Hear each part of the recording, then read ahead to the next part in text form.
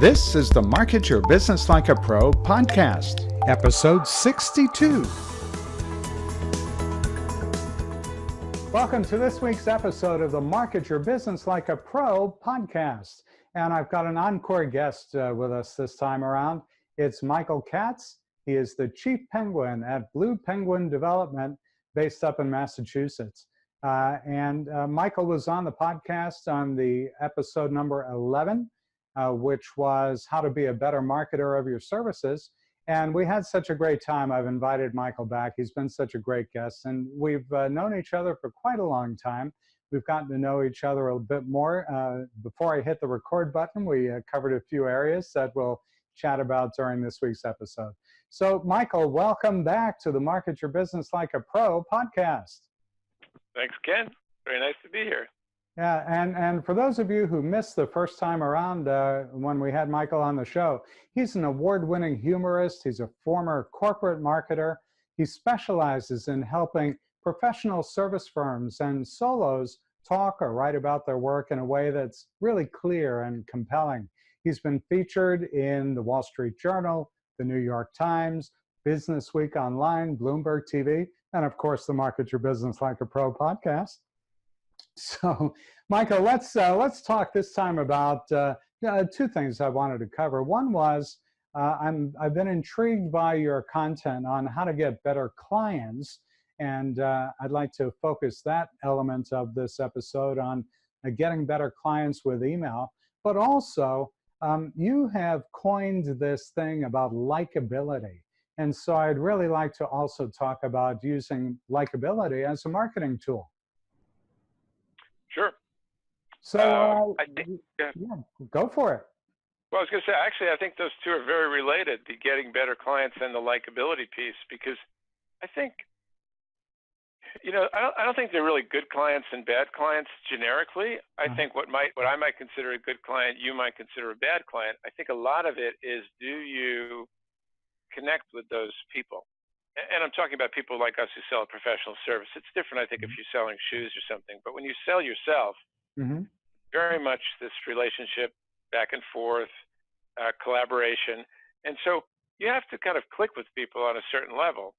And I think a lot of the ability to get those people is being as authentic as you can, which should be easier than it is.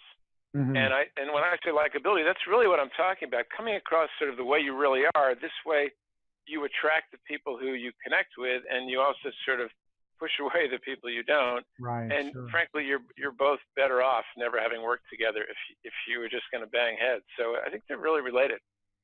Well, that's great. So I talk oftentimes about how marketing really is about building relationships. And I think you're right. It's so critical that that people who come to work together actually like each other. It just makes the relationship so much easier, but I think it also makes them more productive from both sides. Yeah, I think it's dismissed very much as soft stuff, not real. And I would have dismissed it 20 years ago when I had a job in a kind of corporate marketing environment. We didn't consider this kind of stuff to be real. It was very numbers-based and that kind of thing. And I think in a huge company that maybe is the way it has to be. But I found once I went off to work on my own that these relationships and connection and all of that, that's really how business happens. I mean, people don't refer you, let alone hire you, if they don't like you. And so it's an important element of your marketing. It's not just about telling people what you can do for them at what price.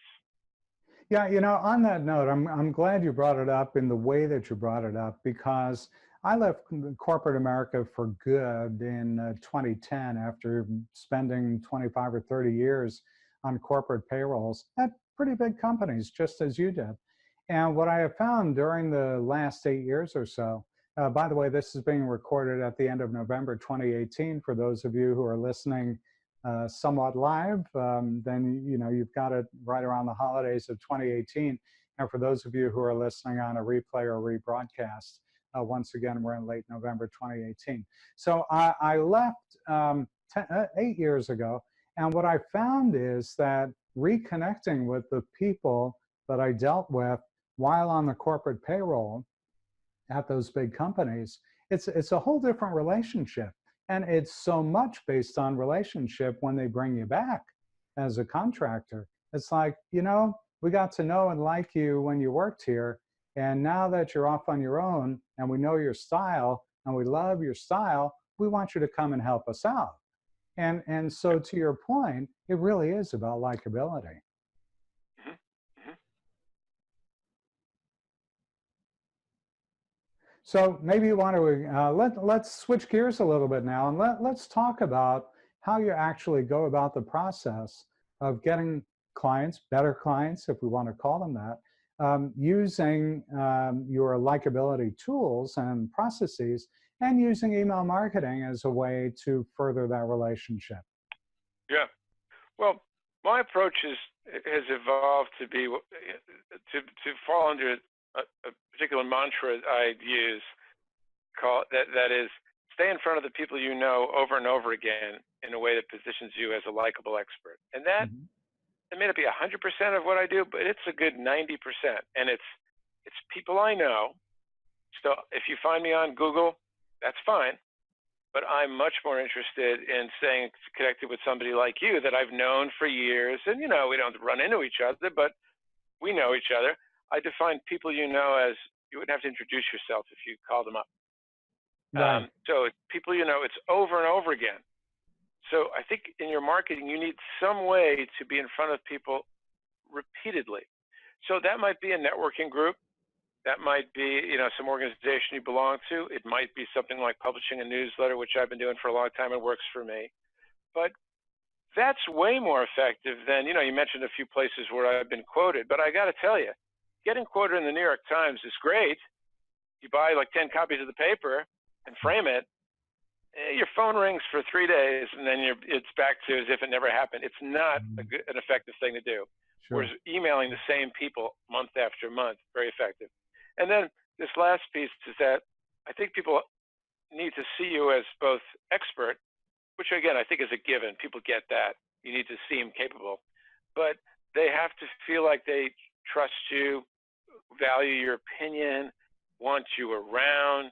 I mean, again, it is this soft stuff, but I think that's a real differentiator because there's a lot more upside in likability than capability. Mm-hmm. So I don't mean you don't have to be capable.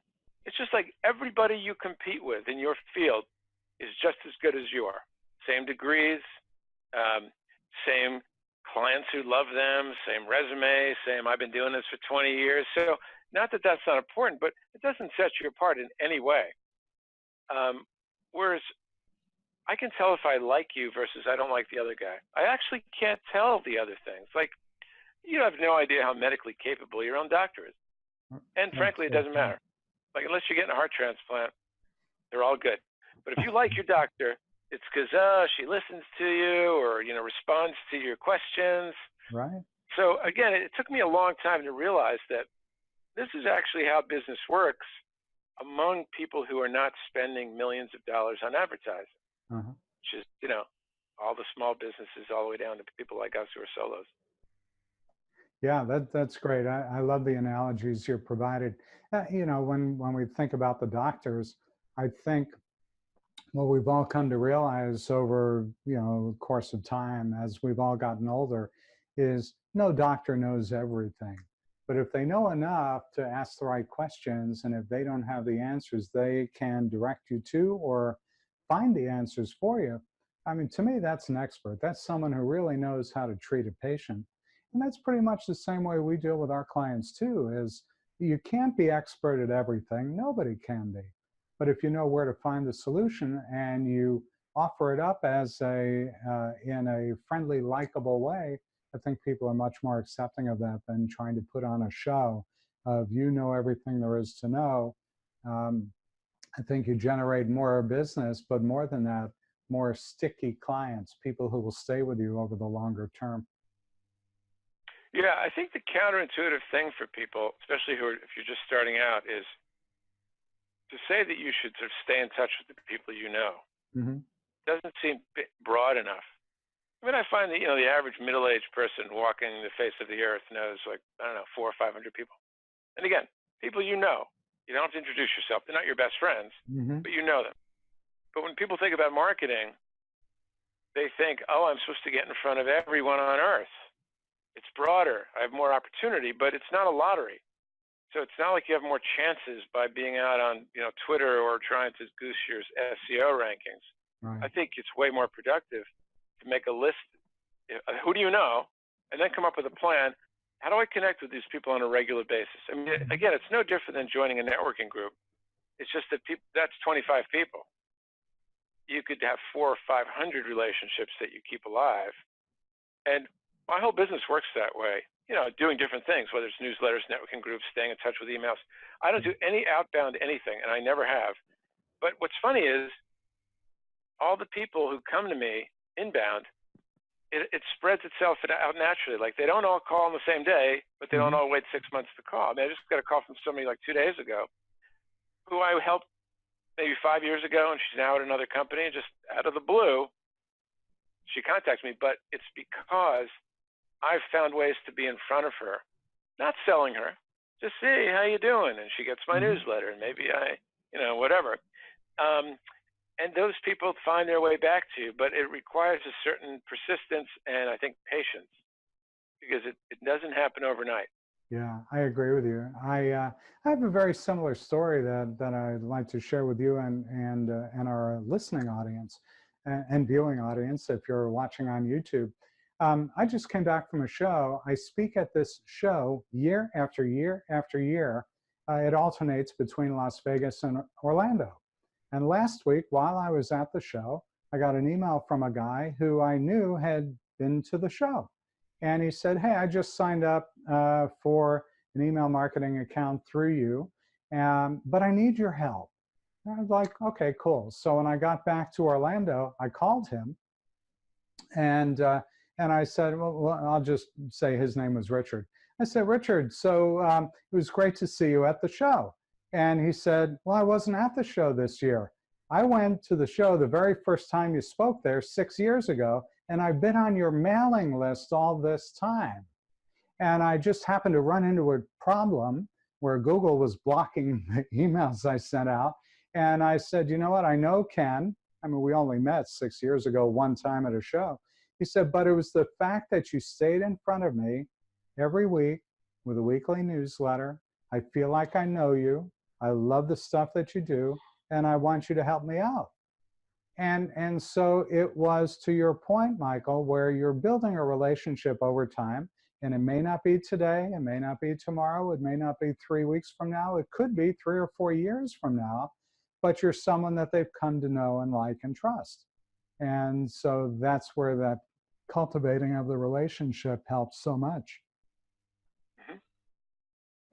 So, we've been at this for a few minutes now. What I wanted to give you an opportunity to do is to help our listeners and those who are listening to and watching you.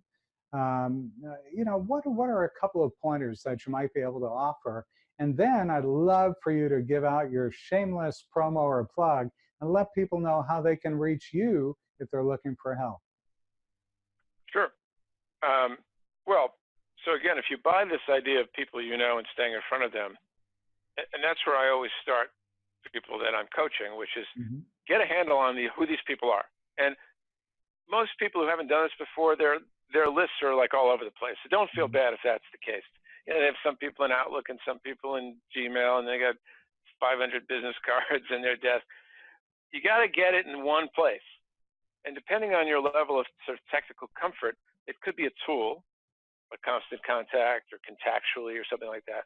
Right. Or way at the other end of the scale, I've worked with people who have 3x5 note cards where every card is a person. But now you've got this mechanism of keeping track of when did I last talk to Ken. If we talk today, I can write the date, put you at the back of the pile. And again, I'm not talking about selling people anything. Right, just, hey, Ken, how you doing, blah, blah, blah. Just like I would do if I ran into you in the supermarket. I wouldn't say, hey, follow me to aisle 5 and I'll sell you my course. I would just say, how you doing? But the thing is, it's a way for you to remember me. So you need the list and you need a methodology. Could be as simple as you send emails out. Some people I know like phone calls. I really like creating content in the form of a newsletter, because that's staying in touch. But the added twist to that is I'm not just saying, how you doing? I'm saying, let me help you with a thing here that along the way demonstrates that I know something. Right. So it's really combining the two. It's likability plus expert. And again, I was talking to someone yesterday I was helping with a newsletter, and she was saying, oh, do I need like a call to action? I always kind of cringe at that, because again, like, your doctor doesn't need a call to action. Just give me good advice, become somebody I trust. If I have a problem, I'm going to come to you. I don't have to have this sort of click here to buy thing. I mean, it's different if you're selling a program or a product, but if you're selling a professional service, I actually find that one of the most effective selling things is to not sell people anything, not try and close them. People think you're always going to close them. I love saying to somebody, you know what? I don't think you actually need any help. Just do this and you're done. That person will remember me because I didn't try and sell them something they didn't need. And some of those people come back, a couple of years later sometimes. But again, you need a certain belief in the system of relationship building. And that's the hard part. Yourself too, right? That's right. That's right.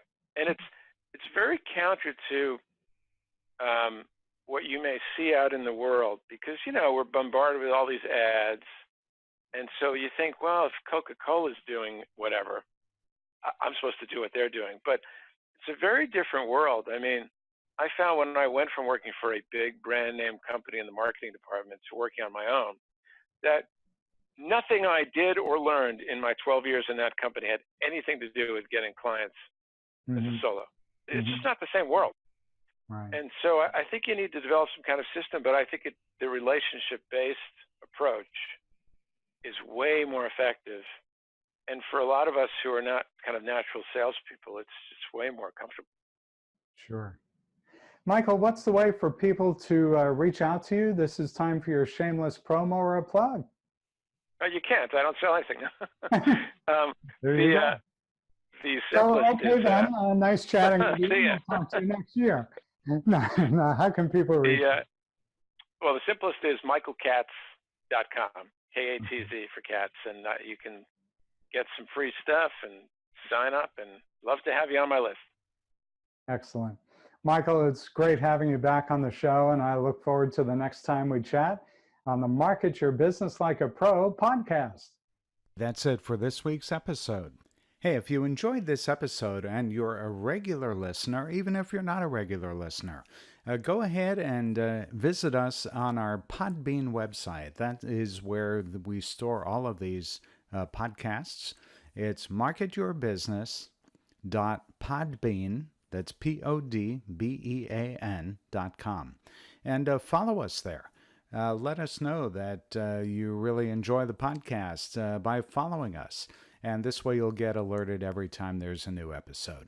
Thanks for being a listener. We really do appreciate it. And don't forget to tell your friends, too, about the Market Your Business Like a Pro podcast. You can find it everywhere. Check out all of our episodes of the Market Your Business Like a Pro podcast. It's on our website, marketyourbusiness.co. Look for the podcast tab, and there you'll find all previous episodes. And while you're on our website, don't forget to check out all the other resources and sign up for our weekly newsletter, too.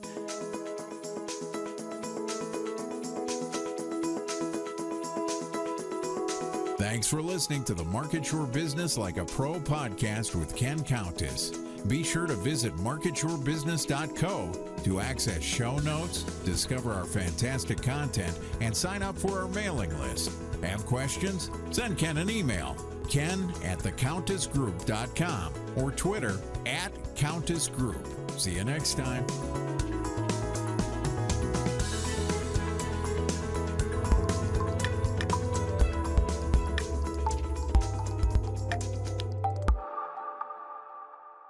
If you need help with this or anything else related to marketing your business, reach out to us.